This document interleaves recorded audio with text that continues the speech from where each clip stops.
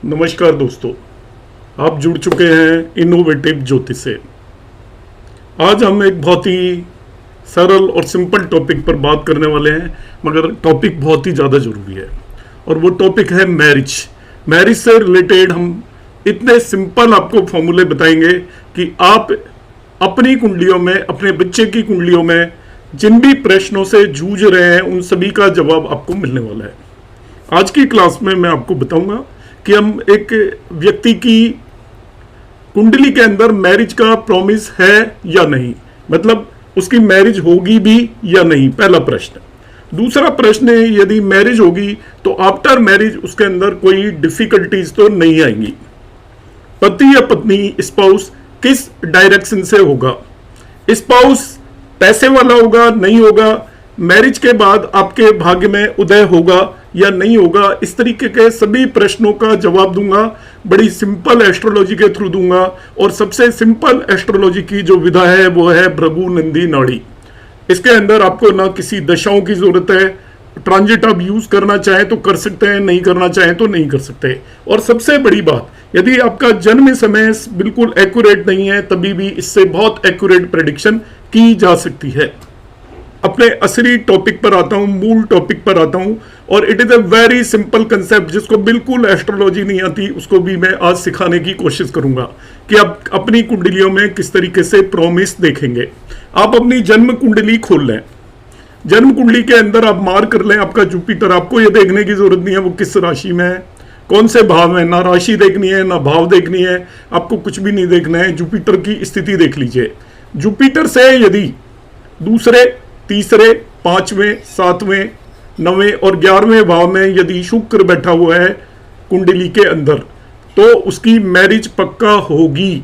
Jupiter से आप note कर लीजिए, दूसरे, तीसरे, पांचवें, सातवें, नवें और 11वें भाव में। ये एक्चुअली भृगु नंदी नाड़ी में ये सभी भाव या तो कंजंक्शन मींस युति या एस्पेक्ट को प्रेजेंट करते हैं। इन सभी को हम बोलते हैं युति, कंजंक्शन और एस्पेक्ट। यहां पर मैंने 12वां भाव छोड़ दिया है क्योंकि जो BNN जानते होंगे वो सोचते होंगे मैंने 12वां भाव क्यों नहीं लिया है। यदि आपके 12वें भाव में शुक्र है तब मैरिज में परेशानी हो सकती है। ऐसा नहीं कह रहा मैं मैरिज नहीं होगी, परेशानी हो सकती है। दूसरी बात, मैरिज हो गई तो आपके स्पाउस की हेल्थ ठीक नहीं रहेगी। दोनों में से एक, हस्बैंड और वाइफ में से एक पर्सन एक दूसरे की बातों को पूरी तरीके से नहीं मानेगा, दोनों के बीच में मन मुटाव की संभावना होगी, मतलब मैरिज डिले भी हो सकती है, दोनों के बीच में झगड़े भी हो सकते हैं और दोनों में से किसी एक व्यक्ति की हेल्थ भी खराब हो सकती है। तो सबसे बिल्कुल सिंपल मैंने आपको कंसेप्ट बताया है कि यदि जुपिटर से दूसरे, तीसरे, पांचवें, सातवें, नवें, 11वें भाव के अंदर शुक्र है तो आपकी मैरिज होगी ही, रुक नहीं सकती वो। दूसरा, एक बहुत ही इंपॉर्टेंट कंसेप्ट इसके अंदर बता रहा हूं मैं, जो दूसरा ये यहां पर मैंने लिखा हुआ है कि if Venus oblique Mars is in 12th। अब यहां पर मैं एक चीज और बता देता हूं, ये जो मैंने फॉर्मूला बताया है ये मेल नेटिव के केस में, पुरुष जातक के केस में। यदि महिला जातक के केस में आपको देखना है तो इसी फॉर्मूले को आप जस्ट वीनस को आप मार्स से रिप्लेस कर दीजिए, क्योंकि फीमेल नेटिव के केस में, महिलाओं के केस में मार्स पति का कारक होता है, पुरुष के केस में शुक्र पत्नी का कारक होता है, जुपिटर सेल्फ का कारक होता है। व्यक्ति खुद को हम जुपिटर से रिप्रेजेंट करते हैं। तो यदि फीमेल नेटिव की कुंडली देख रहे हो, महिला जातक की कुंडली देख रहे हो तो जुपिटर से दूसरे, तीसरे, पांचवें, सातवें, नवें, 11वें भाव में यदि मार्स, मंगल उपस्थित है तो उसकी मैरिज पक्का होगी। आप जो प्रॉमिस से घबराते हो, आप जो कुंडलियां भेजते हो मेरे पास देखने के लिए कि हमारी कुंडली में प्रॉमिस है या नहीं, आज से आप खुद देख पाएंगे। अपना जुपिटर मार्क कर लीजिए कुंडली के अंदर। यदि आप फीमेल नेटिव हैं तो आप मार्स की स्थिति देख लीजिए, उससे दूसरे, तीसरे, पांचवें, सातवें, नवें और 11वें भाव में मार्स है तो आपकी डेफिनेटली मैरिज होने वाली है। यदि 12वें भाव के अंदर मार्स बैठा हुआ है तो ये मानकर चलेंगे कि आपकी जो स्पाउस है उससे उतना बेटर आपकी पटेगी नहीं। दोनों में से एक जना गुस्से वाला होगा और दोनों के बीच में लड़ाई हो सकती है, आप खुद भी गुस्से वाले हो सकते हैं और एक की हेल्थ खराब हो सकती है, ऐसा आप मान सकते हैं। हाँ, मैरिज का प्रॉमिस होगा, वहां पर डिनायल ऑफ मैरिज नहीं होगा। जहां पर मैंने वीनस लिखा हुआ है ब्लू कलर का, ये आपको दिखाई दे रहा होगा, ये एक्चुअली डिफिकल्ट प्रॉमिस है, आसानी से मैरिज नहीं होगी और मैरिज हो गई तो वो ठीक ठाक नहीं चलेगी आगे।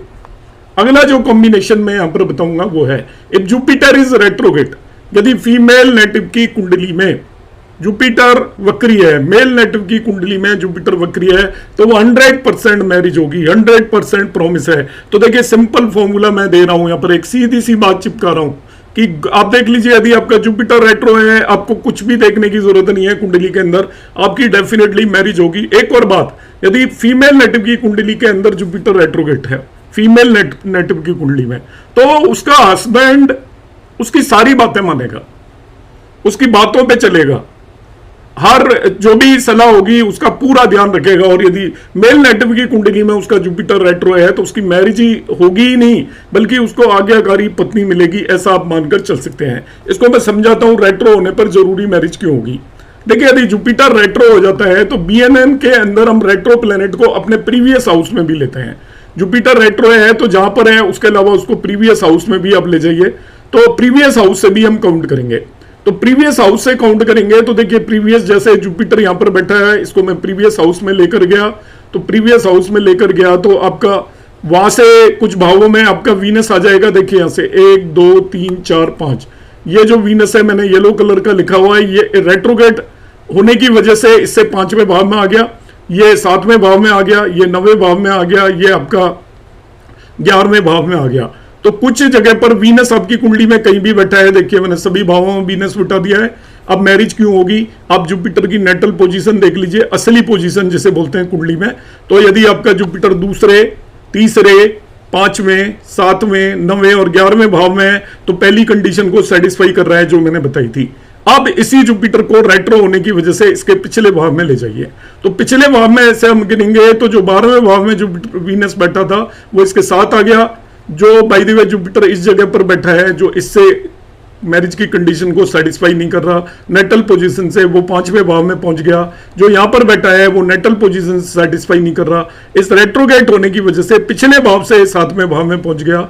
यहां पर जो बैठा हुआ है वो पिछले भाव से 9वें भाव में पहुंच गया और ये 11वें भाव में पहुंच गया। तो कोई न कोई इस जुपिटर से या इस जुपिटर से उस कंडीशन को सेटिस्फाई कर रहा होगा। जब रेट्रोगेट होगा तो जुपिटर की 2 जगह ले लेंगे हम, जुपिटर जहां बैठा है उस जगह पर भी ले लेंगे और उससे पिछले भाव में भी ले लेंगे। जो लोग बीएनएन पढ़ते हैं वो तो इसको समझते ही होंगे, जो नहीं भी समझते हैं तो वो ऐसा समझ लें, बड़ी सिंपल भाषा में मैं बता रहा हूं। जुपिटर 2 जगह पर स्थित होगा यदि रेट्रो है, जहां है वहां पे भी होगा और उससे पिछले भाव में भी होगा, पिछली राशि में भी होगा। अब पिछली राशि से भी यदि आपका वीनस 2 3 5 7 9 11 में उपस्थित है या जुपिटर के साथ भी है, मैंने जुपिटर के साथ बताना मैं भूल गया, यदि जुपिटर के साथ भी बैठा हुआ है तभी भी आपकी मैरिज हो जाएगी। या फिर वो नेटल पोजीशन से 2 3 5 7 9 11 कहीं पर भी बैठा है तभी भी मैरिज हो जाएगी। तो जब रेट्रोगेट होगा तो वीनस आपकी कुंडली में कहीं भी बैठा हो वो इस कंडीशन को फुलफिल करेगा, पूरे के पूरे सभी 12 भावों में कंडीशन फुलफिल हो जाएगी यदि जुपिटर रेट्रो है। तो यदि वो डायरेक्ट पोजीशन से, नेटल पोजीशन से फुलफिल हो जाएगी, वहां से नहीं हो रही है तो उसको हम पिछली राशि में शिफ्ट करके देखेंगे तब फुलफिल हो जाएगी। तो ऐसे व्यक्ति की मैरिज पक्का होगी मेल नेटिव के केस में। फीमेल नेटिव के केस में यदि जुपिटर रेट्रो है तो मार्स की कंडीशन को फुलफिल करेंगे, मगर वो कंडीशन हर हालत में फुलफिल होगी। तो अब अपनी कुंडली में देख लीजिए, यदि आपका जुपिटर रेट्रो है या जुपिटर रेट्रो है, इट मीन्स आपकी कुंडली के अंदर मैरिज का 100% प्रॉमिस है। तो ये मैंने आपको प्रॉमिस के केस बताए और इसको आप आसानी से देख सकते हो बड़ा इजीली। अब सेम कंपोनेंट आप सैटर्न के केस में भी लगा सकते हो। देखिए यहां पर मैंने लिखा है डिलेड मैरिज योगा। हम देखते हैं ना कि किसी की जल्दी होती है, जनरली पुराने समय पर यह माना जाता था, जो ये कॉम्बिनेशन आ रहे हैं इसमें उम्र जो होगी वो आपकी, ये मान सकते हैं आज के समय पर 27 ईयर तक उस व्यक्ति की मैरिज हो जाएगी यदि इस कंडीशन को फुलफिल कर रहा है। जुपिटर रेट्रोगेट है तो उसकी 27 ईयर तक पक्का मैरिज हो जाएगी। आदेशकाल परिस्थिति के हिसाब से 1-2 साल आगे हो सकती है। और मगर यहां पर देखिए डिलेड मैरिज का जो कॉम्बिनेशन है भृगु नंदी नाड़ी में बड़ा सिंपल और सटीक कॉम्बिनेशन है। आप देख लीजिए यदि कुंडली के अंदर सैटर्न की पोजीशन शुक्र से, मैं शुक्र से बात कर रहा हूं, सैटर्न की पोजीशन मेल नेटिव के केस में दूसरे, तीसरे, 5वें, 7वें, 9वें और 11वें भाव में है, 12वां नहीं लिया है मैंने। शुक्र से शनि की पोजीशन दूसरे, तीसरे, 5वें, 7वें, 9वें, 11वें भाव में है। आपने जुपिटर से वीनस की पोजीशन के बेस पर आपने देखा प्रॉमिस है मैरिज का, मगर वीनस से आप सैटर्न की पोजीशन देखिए, मेल नेटिव के केस में वीनस से सैटर्न यदि दूसरे, तीसरे, पांचवें, सातवें, 9वें, 11वें भाव में है तो वो डिलेड मैरिज होगी। जो आपकी नॉर्मल 27 की जगह वो अब 30 ईयर के बाद होने की पूरी संभावना होगी, तो सैटर्न मैरिज को डिले करेगा। और फीमेल नेटिव के केस में यदि ये मार्स से, मंगल से यदि शनि, फीमेल की कुंडली के अंदर आप उसके मंगल की स्थिति देख लीजिए, मंगल से यदि शनि दूसरे, तीसरे, पांचवें, सातवें, 9वें या 11वें भाव में बैठा हुआ है तो उस फीमेल नेटिव की मैरिज डिलेड होगी। फीमेल नेटिव के केस में टाइमली मैरिज 25 ईयर कह सकते हो और डिलेड मैरिज 28 के बाद कह सकते हो। तो यहां पर मैंने फिर से कॉम्बिनेशन बताए, उनको मैं ब्रीफली रिपीट कर देता हूं। बड़े सिंपल कॉम्बिनेशन है। महिला जातक के केस में यदि जुपिटर रेट्रो है उसकी कुंडली में तो उसकी पक्का मैरिज होगी। पुरुष जातक का भी जुपिटर रेट्रो है तो उसकी पक्का मैरिज होगी। महिला जातक के केस में यदि जुपिटर रेट्रो नहीं है तो जुपिटर से दूसरे, तीसरे, पांचवें, सातवें, 9वें और 11वें भाव के अंदर मार्स है तो मैरिज होगी। 12वें भाव के अंदर मार्स है तो मैरिज में कुछ कठिनाइयां आएंगी। मेल नेटिव के लिए जुपिटर रेट्रो नहीं है, डायरेक्ट है, तो उससे दूसरे, तीसरे, पांचवें, सातवें, 9वें और 11वें भाव में यदि शुक्र या वीनस है तो उसकी पक्का मैरिज होगी। 100% प्रॉमिस है।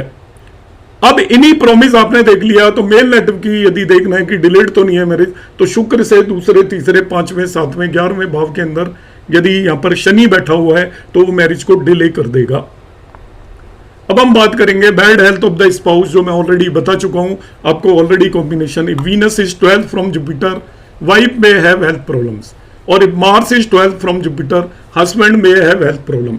महिला जातक की कुंडली में जुपिटर से 12th में यदि मार्स बैठा हुआ है तो हस्बैंड की हेल्थ खराब हो सकती है।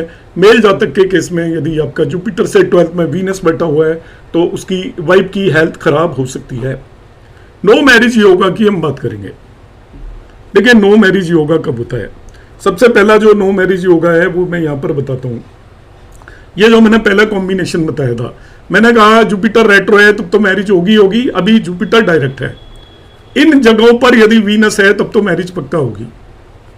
मगर इनके अलावा किसी भी जगह पर वीनस है, जुपिटर से चौथे भाव, छठे भाव, 8वें भाव और 10वें भाव, जुपिटर से चौथी राशि, छठी राशि, 8वीं राशि या 10वीं राशि में शुक्र बैठा हुआ है तो वो नो मैरिज योगा हो गया आपका। ऐसे व्यक्ति की मैरिज होने की कम संभावना होगी। अब आप कहीं निकाल के लेके आए, आपको ऐसे कोई केसेस मिल जाते हैं, मिल सकते हैं। एस्ट्रोलॉजी कभी भी 100% केसेस में नहीं लगती, मगर अधिकतर केसेस में आपको ये कॉम्बिनेशन साफ साफ नजर आएंगे कि जुपिटर से चौथे, छठे, 8वें और 10वें भाव के अंदर यदि शुक्र बैठा हुआ है तो वो नो मैरिज योगा है। इससे ज्यादा आसान कोई टेक्निक नहीं है नो मैरिज देखने की। तो आपको समझ में आ गया होगा कि जिन भावों में मैंने बताया वहां पर यदि वीनस है तब तो मैरिज हो जाएगी, और उसके अलावा नहीं है तो मैरिज नहीं होगी। जब जुपिटर रेट्रो होता है तो वो पिछले भाव में भी चला जाता है, इसलिए इन भावों में बैठा हुआ वीनस भी, शुक्र भी एक्चुअली उस कंडीशन को फुलफिल कर देता है मैरिज होने की को, इसलिए रेट्रो जुपिटर के केस में हमेशा मैरिज हो जाती है। फीमेल नेटिव के केस में आपका जुपिटर से चौथे, छठे, 8वें और 10वें भाव में यदि मार्स बैठा हुआ है तो उस फीमेल नेटिव की मैरिज नो मैरिज योगा बनता है। मतलब मैरिज नहीं होगी या होगी तो बड़ी डिफिकल्टी से होगी, उसे हम नो मैरिज योगा मानकर चलेंगे। Number 1 combination. नंबर 2 कॉम्बिनेशन, ये बहुत ही इंपॉर्टेंट कॉम्बिनेशन है। मैं आप इसमें रुके रहना, मैं 2-4 कुंडलियों पर लगाकर भी इसे बताने की कोशिश करूंगा। 7th Lord from Venus is placed in 6, 8 and 12 और विद 6, 8 and 12 लॉर्ड्स और विद राहु और केतु कॉल्ड सर्प योगा। 7th लॉर्ड देखना है आपको शुक्र से, जहां भी आपकी कुंडली में सप्तमेश शुक्र बैठा है उसके 7th हाउस का लॉर्ड यदि शुक्र से 6, 8, 12 में बैठा हो, शुक्र से देखना है, या 6, 8, 12 लॉर्ड के साथ बैठा हो या राहु और केतु के साथ बैठा हो 7th लॉर्ड, तो सर्प योग होगा, उस व्यक्ति की भी मैरिज नहीं होगी। मतलब क्या है, इसको मैं जरा समझा देता हूं। यहां पर यदि मैं इसको काल पुरुष की कुंडली लेकर चलूं तो काल पुरुष की कुंडली के अंदर यहाँ 1 साइन होगा, यहाँ शुक्र बैठा हुआ है, तो 7th हाउस का लॉर्ड भी खुद ही शुक्र ही हो जाएगा आपका। 1 साइन में तो शुक्र हो जाएगा, मगर मैं मान लेता हूं कि सपोज 7th यहां पर लग्न को यूटिलाइज करना है। ये प्योरली बीएनएन का फॉर्मूला नहीं है, ध्यान रखना, क्योंकि बीएनएन में कोई 7th हाउस नहीं होता, कोई 7th लॉर्ड नहीं होता। आप सप्तमेश देखिएगा, मैं आपको प्रैक्टिकल एग्जांपल से समझाऊंगा। यदि वो आपका शुक्र से जो 7वें भाव का स्वामी है, वो यदि आपका राहु केतु एक्सिस पे हो, राहु केतु के साथ बैठा हो, या वो आपका 6, 8, 12 हाउसेस के अंदर बैठा हो, या 6, 8, 12 लॉर्ड के साथ बैठा हो, तो वो भी नो मैरिज योगा बनाता है। If Rahu in 2, 6, 10 from the Venus, यदि शुक्र से राहु दूसरे, छठे और 10वें भाव के अंदर आ जाए, शुक्र यदि यहां पर भी स्थित है, जैसे शुक्र यहां पर है, राहु दूसरे, छठे और आपका 2 6 10th हाउस के अंदर राहु आ जाए, इन पोजीशनों पर राहु आ जाए, देखिए भाई देखिए राहु आपका आ जाता है इस जगह पर, इस जगह पर और इस जगह पर। इन दैट केस आपका यहां पर यदि मैं इसको क्लिक करता हूं तो देखिए बताता हूं मैं आपको, राहु इस जगह पर हो शुक्र से, दूसरा हाउस नहीं है ध्यान रखना, छठा और 10वां, वीनस कहीं भी बैठा है आपकी कुंडली में, सपोज वीनस यहां पर बैठा है आपकी कुंडली में, तो वीनस से दूसरा काउंट करिए, दूसरा 3 4 5 6 छठा 7 8 9 10, 10वें भाव के अंदर यदि राहु बैठा हुआ है तो वो भी नो मैरिज योगा बनाता है। तो वीनस से 2 6 10 के अंदर राहु बैठा हुआ है, इट ऑल्सो फॉर्म से नो मैरिज योगा। नेक्स्ट हम देखते हैं, देखिए Venus Mars opposite to Rahu Ketu, तो यहां पर वीनस और मार्स यदि राहु केतु के अपोजिट, एक्सिस के अपोजिट हो, कि आपका राहु केतु आपकी कुंडली में कहीं पर भी बैठा हुआ है, मैं एक एग्जांपल के लिए यहां पर ले लेता हूं कि सपोज राहु यहां पर है,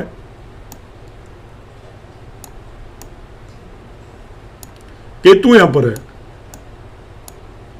अपोजिट का मतलब है शुक्र तो एक तरफ बैठा हुआ है, ये राहु केतु एक्सिस हो गया, इसको हम बोलेंगे राहु केतु एक्सिस, तो शुक्र एक तरफ बैठा हुआ है मगर मार्स दूसरी तरफ आकर बैठ जाए।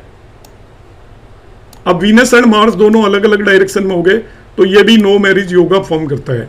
राहु केतु एक्सिस, जिन दो राशियों के अंदर राहु केतु हैं ये एक्सिस कहलाता है।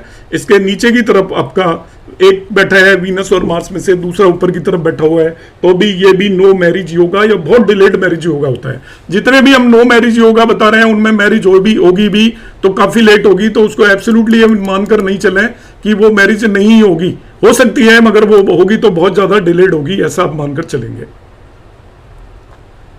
अब हम नेक्स्ट जिस बात की बात करेंगे वो होगा डायरेक्शन ऑफ स्पाउस। आपसे व्यक्ति पूछेगा कि किस दिशा में स्पाउस मिलेगा, तो हम किस तरीके से देखेंगे। इसका बड़ा सीधा सा तरीका होता है, आपको शुक्र से 7th लॉर्ड देखना है, वो जिस भी राशि में बैठा हो उस राशि की डायरेक्शन के बेस पर हम स्पाउस की या पति पत्नी की डायरेक्शन बताएंगे। 7th लॉर्ड फ्रॉम वीनस, ये सभी चीजें मैं आपको प्रैक्टिकली एक कुंडली पर लगा के अभी बता दूंगा। इसके बाद आता है combination of separation after marriage. अब जो सेपरेशन वर्ड बोल रहा हूं उसमें आप लड़ाई झगड़े का कॉम्बिनेशन भी मान सकते हो कि कोई लोग सेपरेट नहीं हो रहे, तो आप ये पक्का मान लीजिए कि उनके अंदर कॉर्डियल रिलेशन नहीं होने वाले हैं, कुछ ना कुछ डिस्प्यूट जरूर बने रहेंगे। और उसका सिंपल सा नियम है, यदि आपका मेल नेटिव के केस में यदि केतु 159 या 2610 में हो जाए वीनस से, तो वो उनके अंदर सेपरेशन या आपका लड़ाई झगड़े का योग है। मगर यदि जुपिटर एस्पेक्ट कर रहा हो तो वो योग कैंसिल हो जाएगा। जुपिटर यदि केतु को एस्पेक्ट कर रहा हो तो योग कैंसिल आउट हो जाएगा। ये एस्पेक्ट आपको लेना है BNN वाला। तो यहां पर जो कॉम्बिनेशन है आपको एक कुंडली के अंदर मैं बताता हूं। देखिए सपोज आपका जुपिटर जहां पर भी बैठा है, इस कुंडली के अंदर जुपिटर यहां पर बैठा है, इससे आपका 159 का मतलब है यहीं पर केतु हो, 5वें भाव में केतु हो, 9वें भाव में केतु हो, इन जगहों पर केतु हो। देखिए मैं इसको ड्रॉ करके बता देता हूं कि इस जगह पर केतु हो 1, इस जगह पर केतु हो 5, इस जगह पर केतु हो 9। तो आपका शुक्र से, नॉट फ्रॉम जुपिटर, ध्यान रखना कि किसी व्यक्ति की कुंडली में शुक्र जहां पर भी बैठा है उससे 159 के अंदर केतु हो। जैसे मैं शुक्र को बैठा हुआ मैं एक अलग चार्ट ले लेता हूं, 1 मिनट आप रुकिए।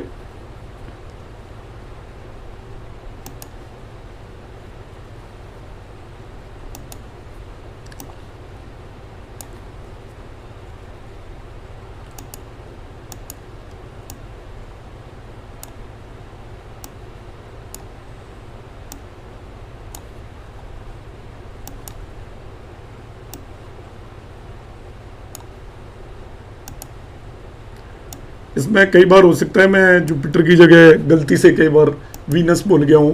तो यहां पर देखिए जो आपका डिस्प्यूट इन मैरिज या सेपरेशन है, इसके अंदर आप वीनस की स्थिति देख लीजिए, बस कहीं पे भी है वो आपकी कुंडली में, उससे दूसरे इस जगह पर, ये सेकंड हो गया आपका, ये ट्राइन बनता है एक्चुअली, ये सेकंड हो गया, यहां पर केतु है, एक ट्राइन बनेगा, ये छठा भाव है, यहां पर केतु है, ये दूसरा बना, और ये 10वां 10th, इन जगहों पर केतु है, तभी भी सेपरेशन का योग बनता है। या फिर इससे जहां पर वीनस है वहीं पर आपका केतु बैठा हो, उससे 5वें भाव के अंदर केतु बैठा हो, और उससे आपके 9वें भाव के अंदर केतु बैठा हो। नवी राशि, यहां पर कुंडली के भाव से कोई लेना देना नहीं है, वीनस से काउंट करना है। जो शुक्र आपका जहां पर भी है उससे काउंट करिए, जहां पर 2, 6 और 10 पर यदि केतु बैठा हो, या वीनस जहां पर भी बैठा है उसी राशि में, उससे 5वें और 9वीं राशि के अंदर केतु बैठा हो। सपोज वीनस इस व्यक्ति का यहां पर बैठा होता है तो हम यहां से काउंट करते हैं। वीनस यहां से बैठा होता है तो यहां से काउंट करते हैं। जहां से भी वीनस बैठा हुआ है उसी राशि में, उससे 5वीं और 9वीं राशि में यदि केतु है, उससे दूसरी, 6ठी और 10वीं राशि में केतु है, तो वो आपका मैरिज के अंदर ट्रबल्स को इंडिकेट करता है।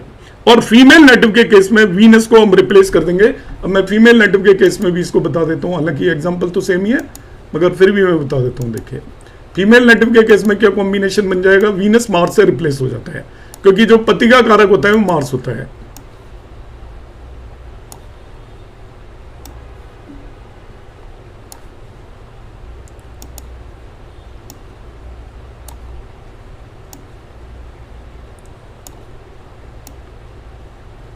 मार्स को मैं कहीं भी बैठा देता हूं आपको समझाने के लिए। सपोज फीमेल नेटिव का मार्स यहां पर बैठा है। अब आपको क्या देखना है, इससे दूसरे, 6ठे और 10वें, ये ले लेता हूं मैं, दूसरे भाव में केतु बैठा है सपोज मार्स से काउंट करना है आपको। ये नहीं मतलब मार्स किसी भी राशि में बैठा हो। सेकंड, इससे दूसरा, फिर 2, 3, 4, 5, 6, 6th एंड 10th। यहां पर केतु है तो ये फीमेल नेटिव की मैरिज को ब्रेक कर देगा। या मार्स के साथ, खुद के साथ केतु बैठा हो, उससे 5वें भाव में केतु बैठा हो, इसको हम ट्राइन बोलते हैं बीएनएन के अंदर, या 9वें भाव के अंदर केतु बैठा हो, ये भी आपकी मैरिज को ब्रेक करेगा या मैरिज के अंदर ट्रबल सर्टेनली देगा। मगर इसको बाय द वे केतु को जुपिटर जहां पे भी बैठा है उसको जुपिटर एस्पेक्ट कर रहा है। सपोज केतु यहां पर बैठा है तो जुपिटर एस्पेक्ट कर रहा है। एस्पेक्ट जो होता है बीएनएन के अंदर होता है वो 3, 7, 11 एस्पेक्ट होता है। जुपिटर केतु से तीसरे, 7वें और 11वें भाव के अंदर बैठा हो, और या केतु के ट्राइन में बैठा हो। ट्राइन का मतलब होता है 159, तब वो सेव कर लेगा जुपिटर मैरिज को, केतु उसको उतना परेशान नहीं कर पाएगा। तो ये हम इसके अंदर सेविंग ग्रेस मानकर चलेंगे।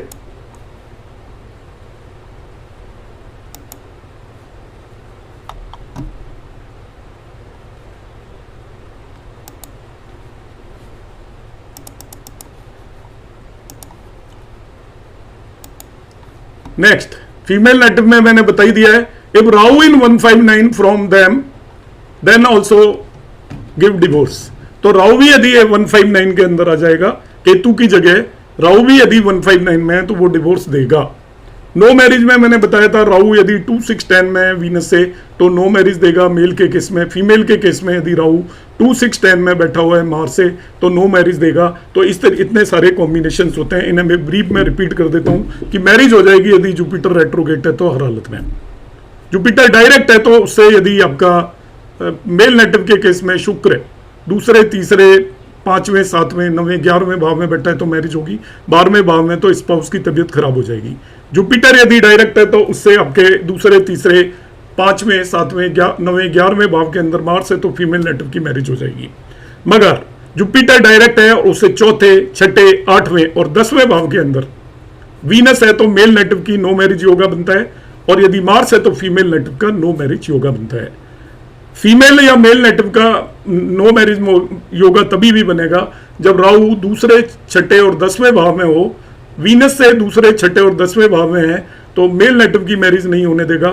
मार्स से दूसरे, 6ठे और 10वें भाव में है तो फीमेल नेटिव की मैरिज नहीं होने देगा। इतने आसानी से आप इसे देख सकते हो। और इसमें 1-2 मैं फॉर्मूले जो बनते हैं वो बता देता हूँ। डायरेक्शन ऑफ स्पाउस में यहाँ पर एक्सप्लेन कर दूंगा। वेल्दी स्पाउस का और फॉर्मूला है कि आपका जो स्पाउस है वो वेल्दी होगा। तरीका क्या है, देखिए, यदि राहु हो 12th फ्रॉम वीनस तो एक पर्सन को बहुत वेल्दी वाइफ मिलेगी, पैसे वाली होगी, वो ऑलरेडी काफी ज्यादा पैसे वाली होगी, मल्टी मिलियनियर बोल सकते हैं उसको, जिसको हम करोड़पति भी बोल सकते हैं। ऐसी वाइफ होगी यदि वीनस से 12th में राहु है। Further, if Venus in 2nd from Jupiter, wealth after marriage मिलती है हमेशा। जुपिटर से दूसरे भाव के अंदर वीनस होगा तो आप ये समझिए कि अब मैरिज होने के बाद जिस भी व्यक्ति की कुंडली में वीनस जुपिटर के 2nd भाव में है तो मैरिज होने के बाद उसको वेल्थ मिलने की पूरी संभावना होती है, क्योंकि जो BNN समझते हैं वो इसका रीजन समझ सकते हैं। मैंने यहाँ पर रीजन एक्सप्लेन करने की कोशिश नहीं की है, सिंपल कॉम्बिनेशंस बताए हैं कि वीनस से 12th भाव में यदि राहु है तो आपको जो वाइफ मिलने वाली है वो वेल्दी होगी ऑलरेडी, और जुपिटर से 2nd भाव के अंदर यदि आपके वीनस आ रहा है, शुक्र आ रहा है, तो आपकी मैरिज होने के बाद आपको वेल्थ मिलने की पूरी संभावना है। अब इनको मैं कुछ एक एग्जाम्पल से यहाँ पर एक्सप्लेन करने की ट्राई करूंगा। देखिए जो मैंने कॉम्बिनेशंस बताए वो लगते हैं या नहीं लगते, ये मैं एक महान एस्ट्रोलॉजर केएन राव सर की कुंडली यहाँ पर लेकर आ रहा हूँ। तो इनकी मैरिज नहीं हुई है, तो हम देखना चाहते हैं इनकी कुंडली के अंदर मैरिज का प्रॉमिस है या नहीं। तो हम किस तरीके से देखेंगे, देखिए हमने इसमें जुपिटर की स्थिति देखी और डायरेक्ट है जुपिटर पहला। अब जुपिटर से मैं गिनना शुरू करता हूं तो 1 2 3 4 4th हाउस में वीनस हो गया। तो मैंने अभी कॉम्बिनेशन बताया था, यदि जुपिटर से 4थे भाव, 6ठे भाव, 8वें भाव और 10वें भाव में वीनस है तो वो नो मैरिज योगा बनाता है। एक तो नो मैरिज योगा ये बन गया। दूसरा मैंने अभी कॉम्बिनेशन यहाँ पर बताए थे कि यदि आपका वीनस से, ध्यान रखिएगा जो मैंने बताया था वो क्या बताया था कि वीनस से आपका 7th लॉर्ड आप पकड़ लीजिए। वीनस से 7th लॉर्ड कौन है? मार्स। वीनस से 7th लॉर्ड मार्स हो गया, यहां से आप गिनोगे वीनस से 7th लॉर्ड मार्स हो गया। वो यदि 6 8 12th हाउस से किसी भी तरीके से एसोसिएट हो जाए तो यहां पर देखिए ये वीनस 8th लॉर्ड है इसके अंदर, और ये वीनस से 7th लॉर्ड वीनस के साथ आकर बैठ गया, तो वो वीनस से 8th लॉर्ड के साथ आकर बैठ गया। इस तरीके से हम इसको मान के चल सकते हैं। एक और मैंने कॉम्बिनेशन बताया था कि मेल नेटिव की मैरिज तभी भी नहीं होगी जब वीनस से 2 6 और 10 के अंदर राहु हो।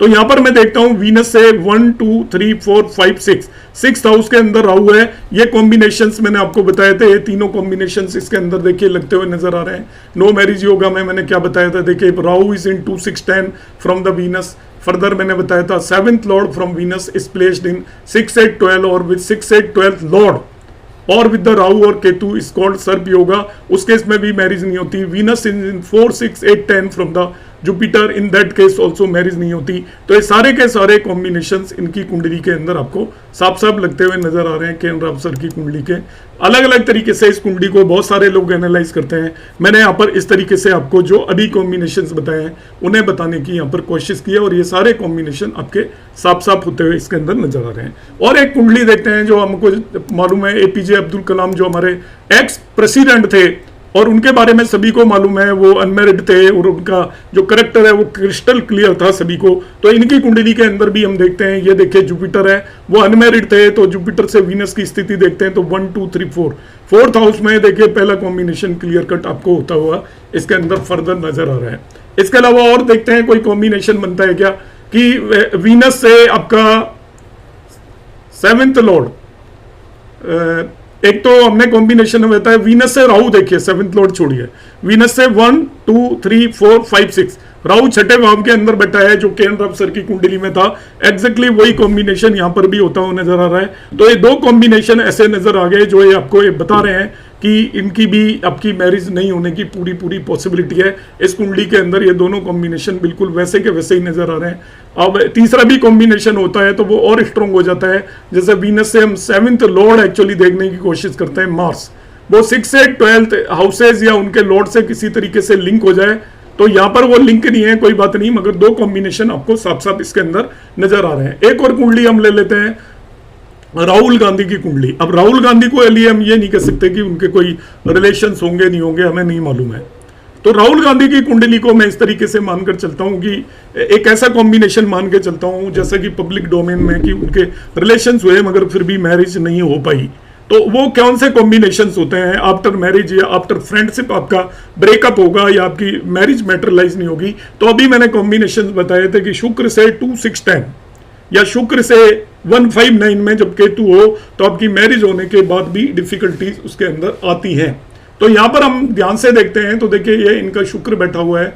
अब ये कुंडली मैंने नेट से ली है, वो सही भी हो सकती है गलत भी हो सकती है, मगर प्लैनेट्स की पोजीशन वही होगी। तो BNN में प्लैनेट की पोजीशन से मतलब होता है बर्थ टाइम एक्यूरेट नहीं हो तभी भी चलता है। तो ये वीनस से देखिए दूसरे भाव में केतु आ गया जो सेपरेशन को इंडिकेट करता है कि कोई भी गर्लफ्रेंड बॉयफ्रेंड रहे होंगे उनसे यहाँ पर सेपरेशन रहा होगा, इस बात की पूरी संभावना होती है।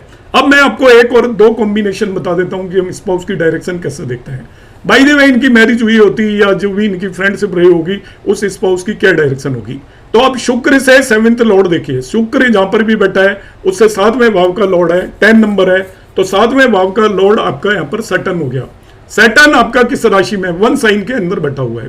तो 1, 5, 9 साइन ईस्ट डायरेक्शन को रिप्रेजेंट करती हैं, 2, 6, 10 साइन आपके साउथ को रिप्रेजेंट करती हैं, 3, 7, 11 वेस्ट को, 4, 8, 12 नॉर्थ को रिप्रेजेंट करती हैं। तो इनका जो भी स्पाउस या फ्रेंड रहा होगा वो ईस्ट डायरेक्शन से होगा, तो ईस्ट डायरेक्शन हम उनको इंडिकेट कर सकते हैं कि जो स्पाउस होगा वो ईस्ट डायरेक्शन से होगा। एक और स्थिति देखते हैं हम सेपरेशन की। जब सेपरेशन होता है, डिफिकल्टी होती है, या नो मैरिज योगा भी जब होता है, वो क्या होता है कि वीनस से आप देखिए, ये वीनस है, वीनस से 7th लॉर्ड की स्थिति देखते हैं। यहां पर वीनस से 7th लॉर्ड है और वीनस से 7th लॉर्ड सैटर्न है। तो इस कुंडली के अंदर ये कॉम्बिनेशन नहीं है, मगर मैं फिर भी समझाने के लिए बता रहा हूं। यदि वीनस से 7th Lord Rahu Ketu axis पर हो, या 6 से 12th हाउस में हो, या उनसे एसोसिएट हो जाए किसी भी तरीके से, तो इन दैट केस, उस पर्टिकुलर केस के अंदर बी पर्सन की मैरिज नहीं होती, डिफिकल्टी से होती है, या सेपरेशन के योगा बनते हैं। यहां पर आप ध्यान से देखोगे तो वीनस से 7th लॉर्ड सैटर्न है, उसको एक्चुअली यहां पर 6th लॉर्ड एस्पेक्ट कर रहा है जुपिटर, तो कॉम्बिनेशन इसके अंदर बनता हुआ नजर आ रहा है। तो इस तरीके से हम कुंडलियों के अंदर चीजों को बड़े स्पष्ट तरीके से यहां पर देख सकते हैं कि किसकी कुंडली के अंदर मैरिज योगा है, किसकी कुंडली के अंदर नो मैरिज योगा है, किस डायरेक्शन से स्पाउस मिलेगा, किस डायरेक्शन से स्पाउस मिलेगा, स्पाउस के बाद आपका जो भी है लक वो काम करेगा या नहीं करेगा, आपको वेल्थ मिलेगी या नहीं मिलेगी, ये सारे कॉम्बिनेशन देखे जा सकते हैं। यदि जुपिटर के आगे वीनस हो तो स्पाउस के थ्रू आपको वेल्थ मिलती है, और यदि जुपिटर के पीछे यदि राहु हो तो आपका जो स्पाउस है वो ऑलरेडी वीनस के पीछे राहु हो, बल्कि 12वें भाव के अंदर, तो स्पाउस ऑलरेडी पैसे वाला होगा जो भी आपको मिलने वाला है, क्योंकि वीनस स्पाउस को रिप्रेजेंट करता है और राहु किसी भी चीज को ह्यूज बहुत ज्यादा हो उसको रिप्रेजेंट करता है। तो इस तरीके से हम किसी भी कुंडली के अंदर देख सकते हैं। मैं 1-2 कुंडली और लेकर यहां पर बताता हूं आपको समझाने के लिए। एक कुंडली के अंदर मैं सारे कॉम्बिनेशन लगाने की कोशिश करूंगा। देखिए आपको करना कैसे है, ये आपके पास एक कुंडली आ गई इस व्यक्ति की, ये कह रहा है कि मेरी मैरिज नहीं हो रही, तो आप देखेंगे कि इसके अंदर नो मैरिज योगा है क्या। तो हमने जुपिटर पकड़ा, देखिए जुपिटर से हमने देखा वीनस की स्थिति 8वें भाव में चली गई। देखिए नो मैरिज योगा हो गया, जुपिटर से वीनस की स्थिति 8वें भाव के अंदर होगी, तो नो मैरिज योगा को इंडिकेट करता है। एक ही कॉम्बिनेशन को हम नहीं देखेंगे, फिर हम देखते हैं कि वीनस से यदि राहु 2, 6, 10 में हो, यहाँ पे वीनस के साथ राहु है, 2, 6, 10 में नहीं है, इस बात की वो दिक्कत नहीं है। फर्दर हम क्या देखते हैं, एक चीज और देखते हैं, जो मैंने कॉम्बिनेशन राहु केतु एक्सिस के दोनों तरफ यदि मार्स और वीनस हो, यह राहु केतु एक्सिस है, तो देखिए मार्स राहु से पीछे है और वीनस राहु से आगे है, तो दोनों अलग अलग साइड में आगे मार्स और वीनस राहु केतु एक्सिस के, तो यह भी एक दूसरा नो मैरिज योगा हो गया। तो 2 नो मैरिज योगा हो गए। देखिए मैंने कौन कौन से नो मैरिज योगा बताए आपको। If Rahu is in 2, 6, 10 from the Venus, वो कॉम्बिनेशन नहीं है। Venus Mars opposite to Rahu Ketu axis, ये लग रहा है, पहला वाला कॉम्बिनेशन लग रहा है। एक हम देखते हैं 7th Lord from Venus is placed, ये वाला कॉम्बिनेशन देखते हैं। देखिए 7th लॉर्ड फ्रॉम वीनस, तो आपने वीनस देखा, वीनस से 7वें भाव के अंदर चंद्रमा है। 7th लॉर्ड फ्रॉम वीनस, चंद्रमा यहाँ पर कहां पर बैठा है, इस पर्टिकुलर साइन में बैठा है। क्या इसका देखिए 12th हाउस से लिंक हो गया, 12वें भाव से लिंक हो गया, तो 3 कॉम्बिनेशन इस कुंडली के अंदर नजर आ रहे हैं। तो इस व्यक्ति की मैरिज नहीं हुई, तो ये सारी चीजें हम यहाँ पर प्रेडिक्ट कर सकते हैं। अभी सपोज इसकी मैरिज हुई होती, इस पर्सन की मैरिज हुई होती, तो क्या मैरिज चल पाती या नहीं चल पाती वो देखना है। तो एक फीमेल नेटिव की कुंडली है, तो इसके मार्स को हम पकड़ लेंगे। मार्स से यदि 2, 6 यहां से गिनेंगे, मार्स से 1, 2, 3, 4, 5, 6, 7, 8, 2, 6, 10, देखिए यहां पर आए 2, 3, 4, 5, 6 हो गया, 7, 8, 9, 10। 2, 6, 10 में केतु हो तभी भी मैरिज नहीं होती, या 1, 5, 9 में हो तो मैरिज के बाद डिफिकल्टीज आती है। तो यहां पर भी केतु नहीं है। फिर 5th में जाएंगे, ऐसे 1, 2, 3, 4, 5 में भी केतु नहीं है, 6, 7, 8, 9 में भी केतु नहीं है। तो मैरिज यदि होती है तो उसके बाद मैरिज के अंदर प्रॉब्लम्स नहीं आएंगी। मगर यहाँ पर नो मैरिज को आप ये मान सकते हो कि नो मैरिज योग आ रहा है, तो मैरिज होगी तो वो डिफिकल्टी से होगी, ऐसा पक्का मानकर चलिए। फर्दर देखिए इसमें दूसरी स्थिति और क्या आ रही है, वीनस के साथ सैटर्न का भी कंजंक्शन है। जब भी वीनस से 1, 2, 3, 5, 7, 9, 11 में शनि हो तो जो मैरिज होती है तो वो डिलेड होती है। तो यहां पर इस नेटिव की कुंडली में डिलेड या नो मैरिज योगा है, तो इस नेटिव की टाइमली मैरिज नहीं होने वाली है, ये आप सर्टेनली कह सकते हो। मगर यदि मैरिज हो गई तो इसके बाद वो मैरिज चलती रहेगी, क्योंकि केतु उस मैरिज में कोई भी प्रॉब्लम यहां पर क्रिएट नहीं कर रहा है। तो इस तरीके से हम इन कॉम्बिनेशंस को समझ सकते हैं। नमस्कार।